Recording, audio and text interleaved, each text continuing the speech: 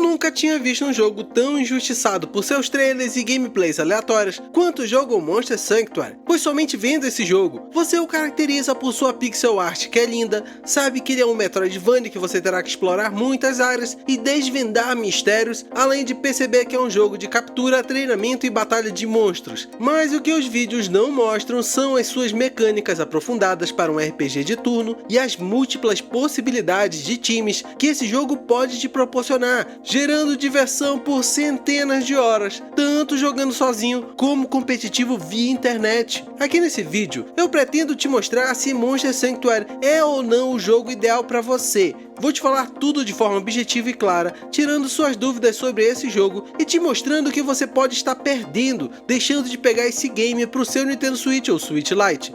Que, aliás, eu comprei esse jogo por R$22. Isso mesmo, um valor maravilhoso para as dezenas de horas que joguei e pretendo jogar mais, já que o competitivo online dele é estimulante. Então, vem comigo que eu vou te mostrar tudo o que você precisa saber sobre Monster Sanctuary.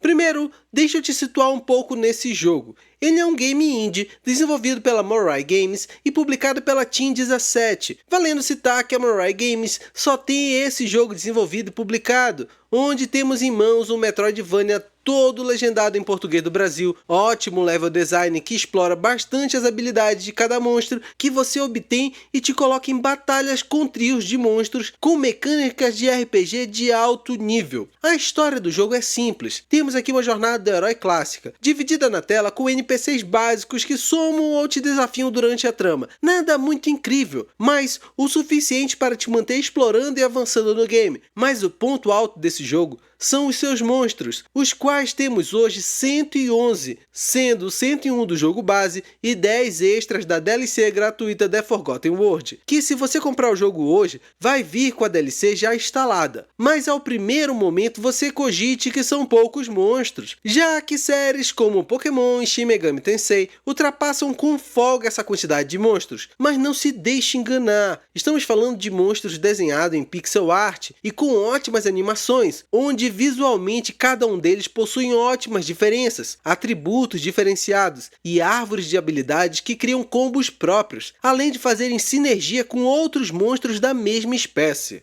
E agora deixa eu te falar das mecânicas do jogo. Me comprometo em ser objetivo, mas se prepare que é grande a lista, mesmo deixando alguns itens não tão importantes de fora. Aqui temos os monstros catalogados e cada um dos seus 8 atributos distribuídos de formas diferentes, dando a cada um deles funções diferentes no seu time, possuindo monstros com destaques no ataque físico, outros no ataque mágico e outros com combinações inusitadas de defesa e mana, mas não tornam um monstro mais poderoso que o outro, somente os difere e exige do jogador a estratégia para usá-los nas batalhas. As árvores de habilidades são extensas e diversificadas, onde você tem habilidades de fogo, água, raio, terra, ataques neutros, bônus ou penalidades de atributos, sangramento, veneno, frio, queimadura.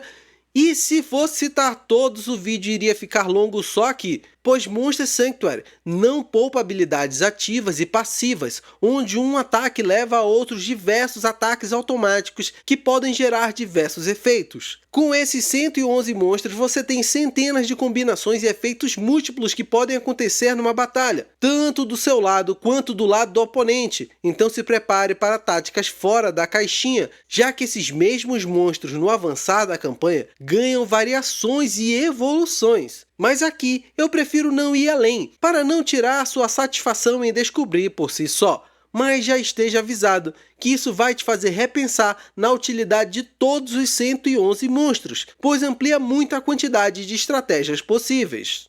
Não posso deixar de falar dos equipamentos, onde normalmente o monstro equipa uma arma e 3 acessórios, que esses ampliam seus atributos e podem lhe dar bônus diversos, criando novas linhas de possibilidades, onde monstros de ataque crítico podem curar o time, por exemplo, ao acertar ataques poderosos, ou um monstro que tem múltiplos ataques pode dobrar essa quantidade com a arma certa. Aqui, sua imaginação pode voar longe com os equipamentos dos monstros. Um ponto bastante positivo que Monster Sanctuary tem é a sua pontuação pós-combate, onde ele te mostra quantos pontos você fez durante toda a luta, que não se trata somente de atacar, atacar e atacar para ter a pontuação máxima. Aqui o jogo considera tempo de batalha, aumento de atributos, cura no time, penalidades que você fez no time adversário e tantos outros pontos que são negligenciados até mesmo em jogos de RPG AAA. E ao obter pontuações altas, o jogo te dá novos itens e até mesmo novos monstros, te estimulando a retornar em algumas áreas com novas estratégias de luta para melhorar suas pontuações e adquirir os monstros da área. Agora, vou te contar alguns pontos soltos que somam bastante no jogo. Como falei antes, cada monstro tem uma habilidade andando ao seu lado no mapa, os quais te permitem voar, queimar folhas, jogar raios, nadar e várias outras ações, então cada monstro é útil fora da batalha, sendo importante alguns monstros para o avançar do jogo, pois ainda estamos num Metroidvania, onde você é estimulado a explorar o mapa, desvendar mistérios e ter monstros com habilidades diferentes para avançar nos mapas. Após as batalhas, seus monstros recuperam vida e mana, agilizando muito sua exploração e combate, já que você não precisa se preocupar em curar seus monstros após cada luta, bastando somente continuar indo em frente e lutar, em vez de voltar num ponto do mapa para se curar e recuperar suas habilidades. Você pode personalizar seu personagem alterando sua aparência. O jogo te permite enfrentar chefes novamente para obter maiores pontuações pós-combate. Salas de batalhas infinitas para obter prêmios, e a batalha online dividida por temporada, onde os melhores jogadores deixam seus nomes num hall da fama, estimulando os jogadores a obterem esse mérito.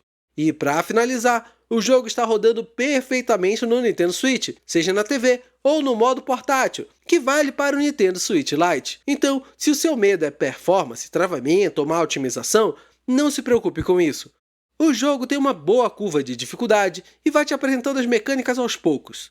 E quer saber como eu paguei somente R$ 22 nesse jogo? Nas promoções da eShop da Nintendo, esse jogo recebe um ótimo desconto, mas se você mudar a sua região para o México, nessas mesmas promoções, você paga mais barato, assim como eu paguei. Se não souber como mudar a sua região, vou deixar um vídeo aqui do canal, nos cards passando.